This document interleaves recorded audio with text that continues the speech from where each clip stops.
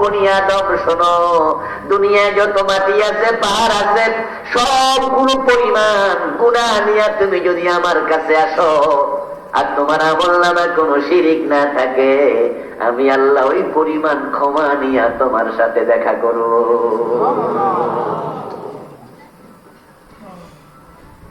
কিন্তু তোমার আমলনামায় যদি একটা শিরিক থাকে আমি আল্লাহ দেখা করব না, ক্ষমা নাই।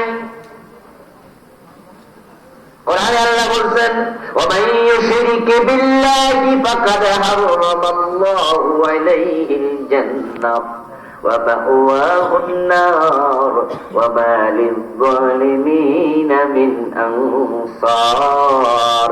যারা আল্লাহর সাথে শিরক করবে আমি আল্লাহ তাদের জন্য নিজে জান্নাত হারাম বানাইয়া দেই। নাউযুবিল্লাহ পড়েন। আমার প্রিয় ভাইরা একটু আওয়াজ করে জবাব দিন তো, জান্নাত বানাইছে কে? আল্লাহ। জোরে বলেন, কে বানাইছে? আল্লাহ। জান্নাতের মালিক কে? আল্লাহ। আখিরাতে জান্নাত দেবে কে? আল্লাহ। নাকি কোনো পিসাব দেবে? না। আছেন আমার মুক্তার, আছেন আমার ব্যারিস্টার, শরীফ বিচারের হাইকোর্টেতে, তিনি আমায় করবেন পায়, মুখে তেল দেয়, দাড়ি কামায়, তোতরা বাজায় আর গান গায়, পিসাব হুজুর আমারে তরাইয়া নিয়ে যাবে, এমন কিছু ফাঁকিবাজ মুসলমান আছে কিনা? তোতরা গান দিল গান গাইতেছে, আমার জামিনদার। তোমার পীর সাহেবের জান্নাত ওর হাতে না আল্লাহর হাতে? কোন পীরের হাতে, বুজুর্গের হাতে জান্নাত নাই। আমাদের দেশের কিছু মানুষ আবেগী আছে, সাধারণ মানুষরা না, হুজুররা পর্যন্ত আবেগ দেখায়, বলে আসরের দিন অমুক পীর সাহেব হুজুর জাহাজ লইয়া চলে আসবে, মুরিদদেরকে জাহাজে তুল্লা তুল্লা জান্নাতে নিয়ে যাবে। আরে আবেগ, আবেগের ঠেলায় কত কথা কইয়ালায়, অথচ আল্লাহর নবীদের হাতেও জান্নাত নাই। নবীদের জান্নাতটাও কার হাতে? আল্লাহর।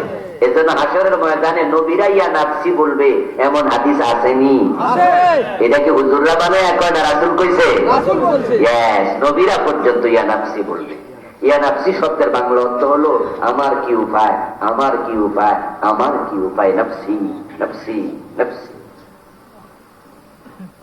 قال النبي صلى الله عليه وسلم إنه من نوقش هلك إنه من نوقش عذب। প্রিয় নবীজি বলছেন হাশরের ময়দানে সব নবী ইয়া নাফসি ইয়া নাফসি কেন করবে শোনো, কারণ আল্লাহ নবীরা জানে সেদিন আল্লাহ তাকে বলবেন হিসাব দেও, তার উপায় নেই। আদম নবী বলবে আমার আল্লাহ তাআলা জান্নাতে একটা গাছ দেখায়া বলছিল গাছটার নিকটে, আমি কিন্তু সেদিন আল্লাহর কথা রাখতে পারি নাই, আমি গাছটার কাছে গেছি।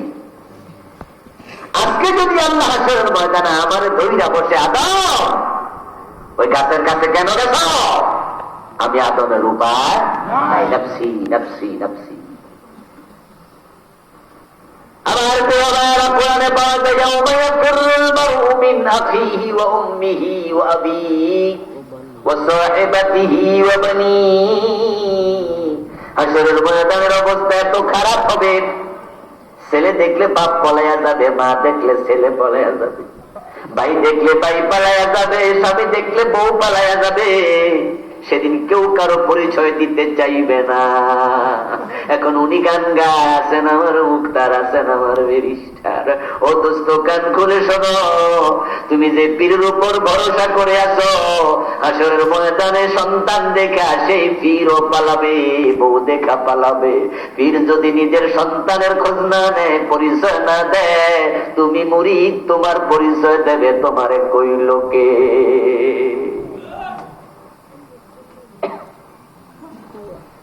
আমার প্রিয় ভাইরা, জান্নাতের মালিক আল্লাহ, জান্নাত বানাইছেন আল্লাহ, জান্নাত দেবেন কে? আল্লাহ। সে আল্লাহ যদি বলে শিরিক করলে আমি জান্নাত হারাম করেছি, তাহলে শিরিক করে মরলে কি উপায় আছে? শিরিক থেকে বিরত থাকা দরকার আছে না নাই? অথচ বাংলাদেশে শিরিক নামক গুনাহ এটাই হয় সবচেয়ে বেশি, যেটা সবচেয়ে খারাপ এটা হয় বাংলাদেশে সবচেয়ে বেশি হবে। এটা কোরআনে আল্লাহ বলছে মা ইউমিনু আকসারুহুম বিল্লাহি ইল্লা ওয়া হুম মুশরিকুন, তাদের অধিকাংশ আল্লাহর উপর ঈমান আনবে আর মুশরিক হবে। নাউযুবিল্লাহ পড়েন। কি শিরিক আছে বাংলাদেশে, আমি সংক্ষেপে একটা তালিকা বলবো। এই ছোট্ট বইটা আমি লিখছি, এর মাঝে আমি 29টা শিরিক লিখছি। আমি এগুলো যদি পড়ে শোনাই, শুধু নাম পড়ে শোনাই, তাহলে আপনারা এমন লোক এখানেও আছেন, দেখবেন 29টার ভিতরে 3-4টাই আপনি করেন, কেউ 4-5টা, কেউ আরো বেশি। আর যারা মোটেও করে না তারা সৌভাগ্যবান, তারাই হবে জান্নাতি। শিরিক থাকলে জান্নাত হারাম। আবার বলুন, শিরিক থাকলে জান্নাত হারাম।